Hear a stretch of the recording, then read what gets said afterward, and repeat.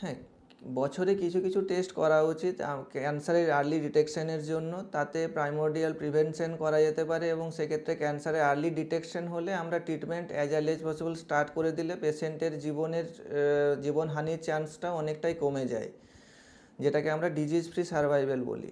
যেমন সার্ভাইকাল ক্যান্সারের ক্ষেত্রে, যেটা আমরা জরায়ুর ক্যান্সার বলি, সেক্ষেত্রে আমাদের প্যাপস্মিয়ার টেস্টের অপশান রয়েছে। 21 বছর বয়সীদের থেকে শুরু করা হয় মহিলাদের এবং 65 বছর অবধি চলে।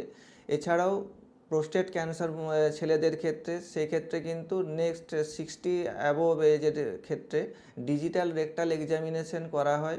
বা কোলোরেক্টাল ক্যান্সারের ক্ষেত্রেও কিন্তু ইয়ারলি কোলোনোস্কোপি আমরা করি বছরে, সেটা পরের দিকে করি। এবং তার সাথে কোলোনোস্কোপির সাথে সাথে আমরা স্টুল টেস্ট, যেটাকে অকাল্ট ব্লাড টেস্ট বলি, সেটা কিন্তু ইয়ারলি করা উচিত।